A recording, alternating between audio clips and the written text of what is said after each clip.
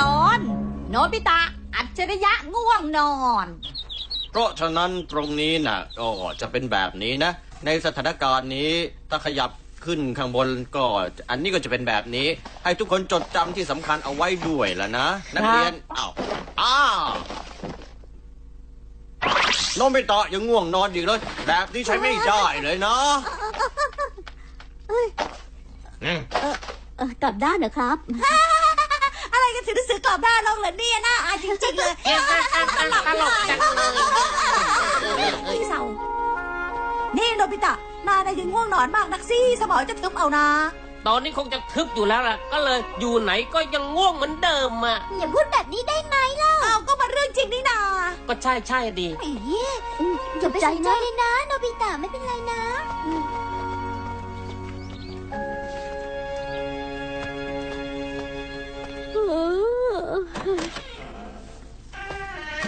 วันนี้คุณครูโทรมาหาแม่ละแม่น่ะรู้สึกละอายเป็นอย่างมากเลยนะวันนี้เรามาคุยกันอย่างจริงจังกันเถอะยากจังเลยเนาะที่สำคัญนะลูกน่ะไม่ตั้งใจเลยนะทำตัวขี้เกียจมากเลยถ้ายังทำตัวขี้เกียจอยู่แบบนี้แล้วก็ไม่ว่าเมื่อไหร่นะไม่ว่าอะไรทั้งนั้นนะแย่จริงๆเลย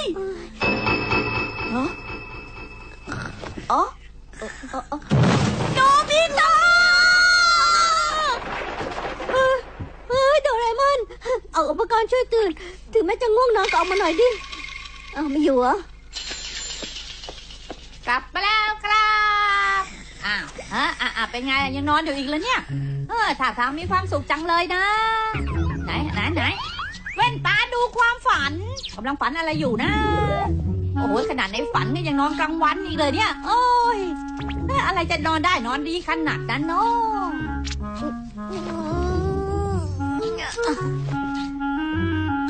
นายนะชักจะนอนกลางวันมากเกินไปแล้วนะช่วยไม่ได้ดิก็มันง่วงน่ะอยากจะนอนก็นอนอยากจะกินก็กินแต่มันเหมือนสัตว์มากเกินไปแล้วนะทำตัวให้สมกับเป็นมนุษย์เป็นคนหน่อยดิแต่ว่านะการฝืนตื่นทั้งที่ง่วงนะมันก็ไม่ใช่เรื่องดีนักหรอกนะใครจะเป็นคนกำหนดแล้วว่าการนอนเป็นสิ่งที่ไม่ดีการตื่นเป็นสิ่งที่ดีครอกไปอีกแล้วโนบิตะถ้าไม่ตื่นมันจะสายอีกแล้วนะเดี๋ยวนอนต่ออีกนิดนะกลางวันก่อนนอนกลางคืนก่อนนอนยังนอนไม่พออีกเหรอฉันน่ะจะนอนเยอะแค่ไหนก็ได้อ้าวโดเรมอนเอาไอ้นั่นลงมาสิไอ้นั่นน่ะอะไรอะฮะตู้สมมุติว่าไงรู้ละรู้แล้วนะใจนะสมมุติว่าเป็นโลกยิ่งนอนยิ่งดีจะเป็นยังไง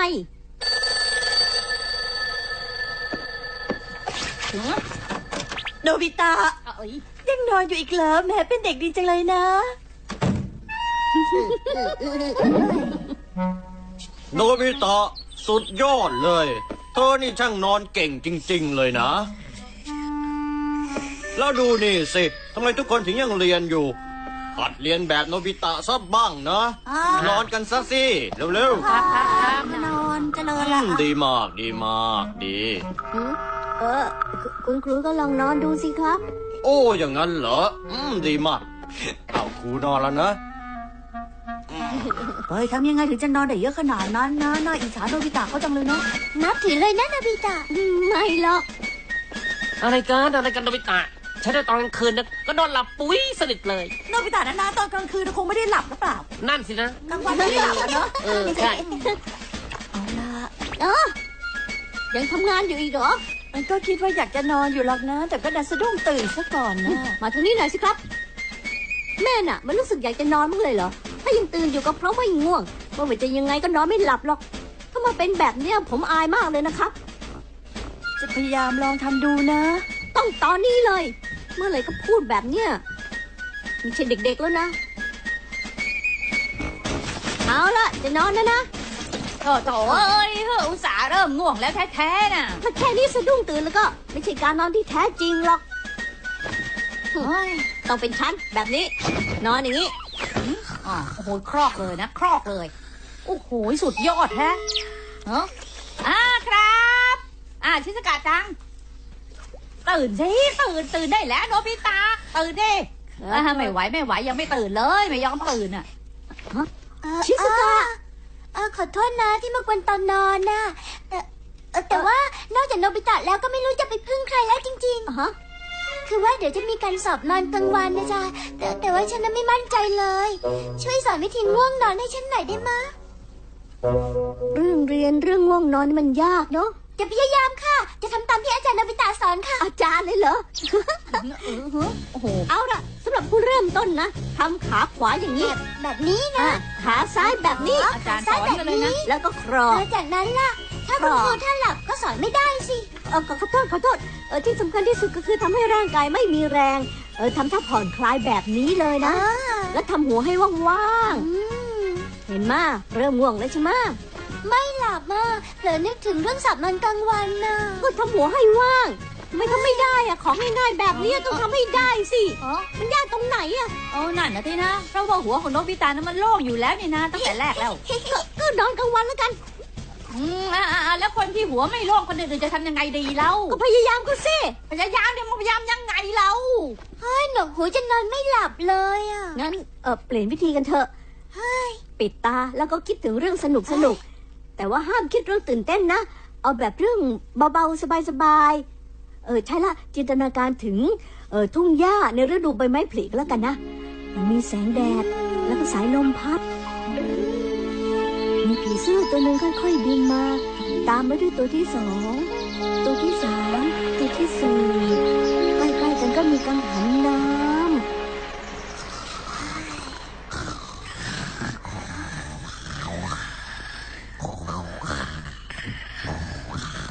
โดเรมอน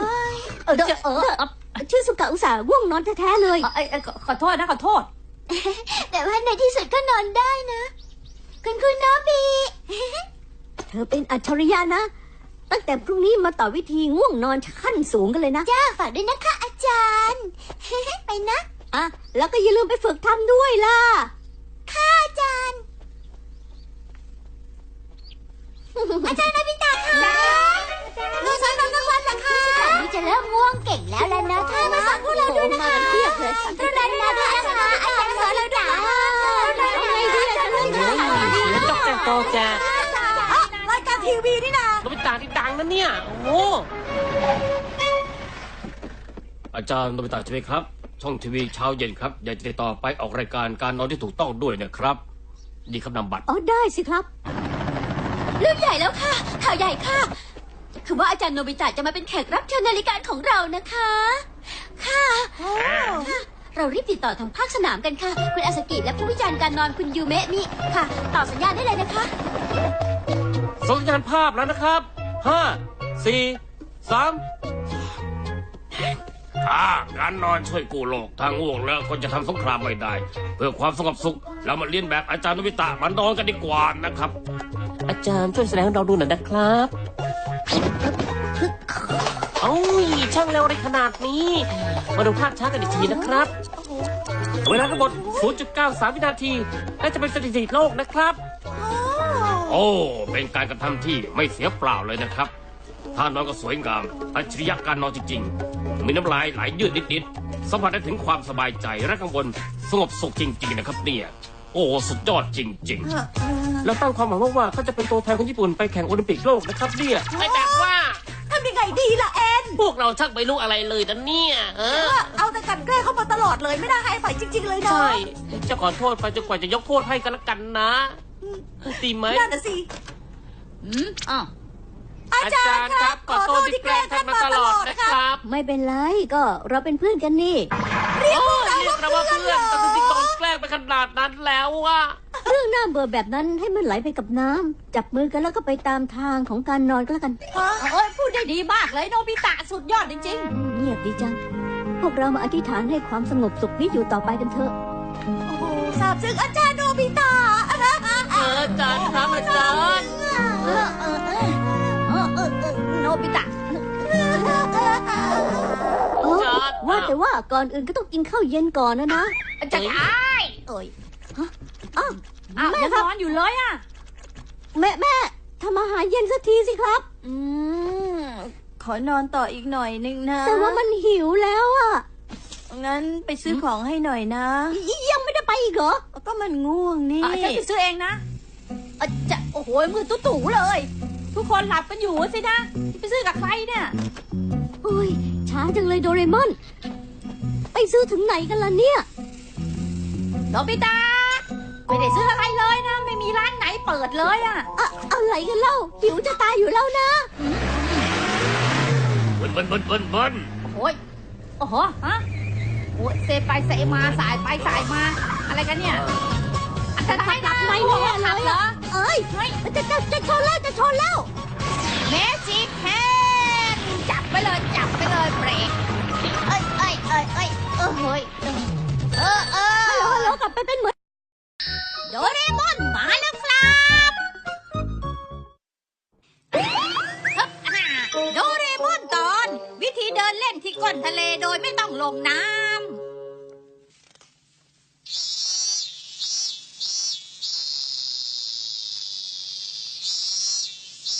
เฮ้ยร้อนอ่ะ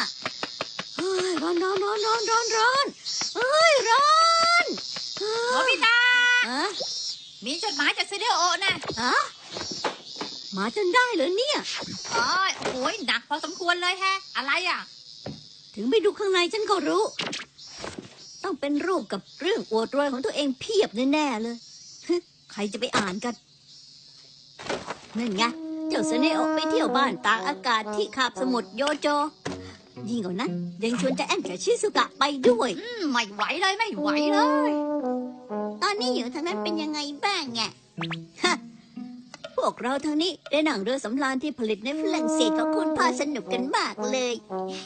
น่าเสียดายจริง ๆ ที่ไม่ได้ชวนนายมาด้วยเฮ้ยพูดอะไรแบบนี้ถึงนายจะไม่ชวนฉันก็เหอะเฮ้ยแล้วว่าเป็นเกาะกลางทะเลใต้ทะเลก็เลยสวยมากๆได้ทานหอยซาซาเอะกับหอยเป๋าฮื้อนายเองก็คงอยากกินใช่ไหมล่ะไร้สาระมากๆเลยกับของแบบนั้นน่ะฉันน่ะรู้สึกอยากกินชะมัดเลยอะ จดหมายพวกนี้ฉันรู้สึกอิจฉาที่สุดเลย อ้าว อิจฉา รู้แล้ว นี่จริงๆกันนะอยากไปสินะใช่ไหมร้องไห้เลยโถเอ้ยไม่จำเป็นต้องร้องไห้ไปหรอกใช้ประตูไปไหนก็ได้ เดี๋ยวก็ไปถึงแล้วปะเอาแต่ว่านะ ถึงจะได้ไปจริง แต่ว่าฉันว่ายน้ำไม่เป็นดำน้ำก็ไม่ได้ อ๋อเหรองั้นเหรอถ้าอย่างนั้นก็ยกเลิกอ่ะเก็บอะไร เรือสำราญผลิตในฝรั่งเศสใต้ทะเลอันสวยงามหอยซาซาเอะหอยเป๋าฮื้อที่จับมาสดๆอยากกินนะ อะไรกันล่ะเนี่ยตกลงกันนะอยากไปหรือว่าไม่อยากไปกันแน่ฮะ อยากไปเดินเล่นใต้ทะเลโดยไม่ต้องลงน้ำจังเลย เฮ้ยอะไรกันหรอแบบนั้นมันจะเกินไปหน่อยแล้วนะ ขอร้องล่ะช่วยทำอะไรสักอย่างหนึ่งเถอะคุณพระคุณเจ้าเทวดาฟ้าดินโดเรมอนเจ้าขาได้โปรดช่วยด้วยเจ้าค่ะ ดีละคำขอที่เป็นไปไม่ได้นั่นม่อนจะทำให้เป็นจริงเอง โดเรมอน ม่อนพยาย อดเลยเอาสายยางมาแล้วแล้วจะทำไงเหรอ นี่เชือกเลี่ยงน้ำมาทดลองกันก่อนใช้จริงหน่อยดีด้วยกันนะเอาน่ะผูกเอาไว้แบบนี้เลยนะนี่ทีนี้ก็ฉีดน้ำรดกันทีดิ ให้ทำกันจริงเหรอ เอาเลยฉีดมาดีละน้ำมันสะท้อนออกมาหมดเลยอ่ะ เป็นไงถ้าทางก็ใช้ได้นะถ้างั้นเราไปกันเลยลงมา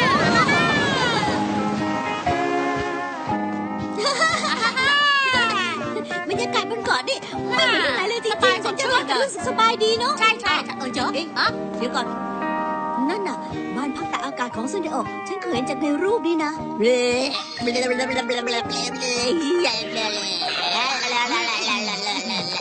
ย้ายเขาเหรอ เอาแล้วนะวันนี้เราไปนั่งเรือสำราญจากฝรั่งเศสกันอีกรอบดีกว่า ไปนะครับ แหมพวกนายเนี่ยเป็นคนที่โชคดีมากเลยนะ ที่ได้นั่งเรือสำราญสุดหรูแบบนี้น่ะที่จริงน่าเสียดายมากนะที่โนบิตะไม่ได้มากับพวกเราด้วยอ่ะ จริงๆแล้วก็น่าจะชวนเขามาด้วยนี่นาจะได้มาดำน้ำด้วยกันไง ไม่ไหวไม่ไหวเจ้าโนบิตะน่ะอย่าว่าแต่ดำน้ำเลยพอโดนน้ำนิดนึงก็จมบุ๋งบุ๋ง โอ้ยอย่างนั้นเหรอ แบบนั้นก็น่าสงสารอยู่เหมือนกันนะ ใช่เลย ใช่ใช่ ไปเลยวู้ฮู้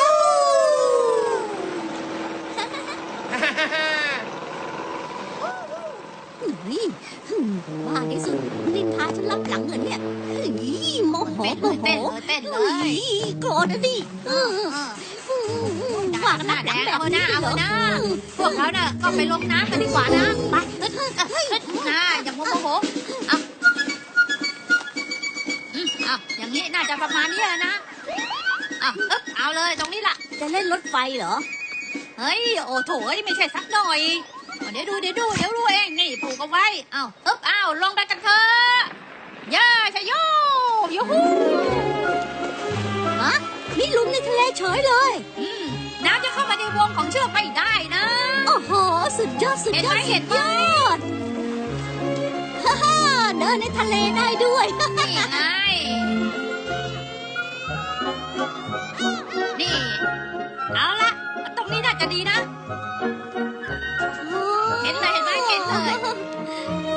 มาถึงก้นทะเลโดยไม่ต้องลงน้ำได้จริง ๆ ด้วย อุ้ยสวยชะมัดเลยอ่ะ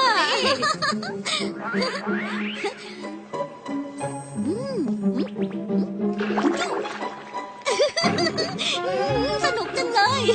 จริงด้วยโดเรมอน ถ่ายรูปฉันตอนกำลังดำน้ำทีสิ เอาไว้ตอกหน้าซันเอลให้หงายไปเลย เหรอโอเคเอาจัดให้เลย 1 2 3 4 1 2 3 4 มัด ดีละไปกันเลยขึ้น เอาเลยนะเอายิ้มนะยิ้มจิ๊บรุบถอยก็เร็วๆสิจะเอาน้ำร้อนอยู่แล้วบุ๊บเอ้ยเอาเป็นไงถ่ายได้ไหม ก็ถ่ายได้อยู่หรอกนะไหนดูดิฮะนี่มันอะไรกันเนี่ยนี่มันรูปตอนจมน้ำชัดๆเลยไม่ใช่เหรอก็นายจมน้ำอยู่จริงๆนี่นะอย่าเข้าไปในน้ำจะดีกว่านายลองยืนอยู่บนนั้นแล้วก็ทำท่ากระโดดน้ำดูดิอย่างนี้เหรอเอางี้นะเอานะใช่นะนั่น1 2 3ดึบจ่าแชะเลยเจ๋งเลยดีมากแบบนี้ดูเหมือนดำน้ำแล้วเป็นไงโนบิตะตามสั่งเป๊ะเลยเห็นไหมเดี๋ยวโนบิตะไม่เป็นไรนะก็ยังหายใจอยู่นะว้าวเฮ้ยซาซาเอะนี่ตรงนั้นก็มีด้วย นี่ตรงนี้ก็มี เยอะเลยตรงนั้นด้วยนะ โอ้ยอดเลยมีอยู่เยอะไปหมดเลยอ่ะหอยเป๋าฮื้อก็มีนะยอดเลย ยอดเลยยอดเลยยังก็มีบุฟเฟ่เลยเนี่ยว่าแล้วนะย่างกินกันสักเลยกินกันแล้วนะระวังร้อนดีๆอุ้ยร้อนปาไม่ดีกันแบบไม่ดีอย่างเลย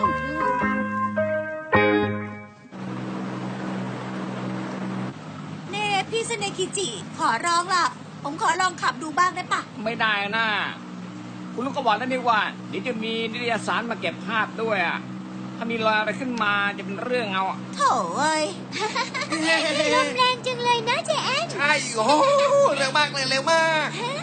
มันเป็นอะไรกันนะดูนั่นฮะโอ้ยมีควันขึ้นมาด้วยใช่สุดเด้มีควันขึ้นมาจากทะเลดูเด้ไหนจริงด้วยอ่ะเราไปดูกันดีกว่านะ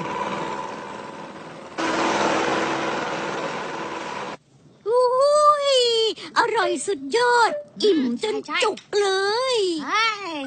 ถ้าอย่างนั้นนะมาเล่นวิ่งไล่จับหลังอาหารกันมาก็ดีมกันอ่ะไม่ใช่แค่วิ่งจับธรรมดานะจริงด้วยเย้ทางนี้เลยรอด้วยนี่เราจะตามทันแล้วรอด้วย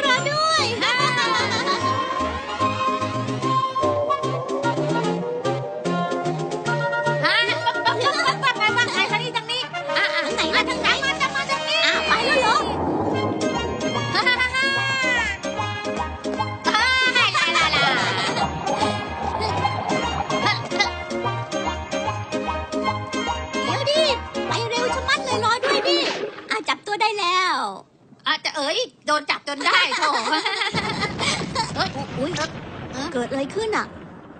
ไม่รู้สิ เรือสำราญของซูริโอนี่ เอ้า เป็นอย่างนี้ได้ไงอะ ที่เด็ดเป็นแบบนี้อะฮะ อุ้ยแถมยังพังซะด้วยอะสิ โอ้ยอืม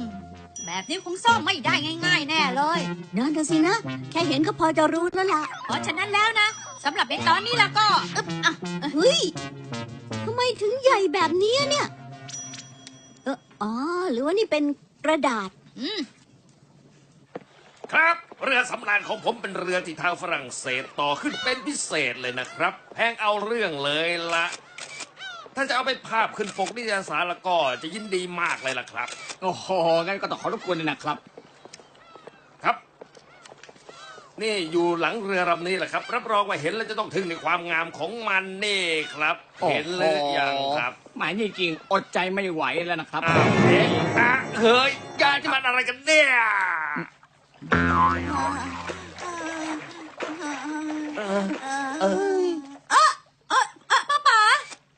ให้กระดาษพับเนี่ยแปลกใหม่ดีนะครับ อ่ะเรือของฉัน แปลกคือว่า เกิด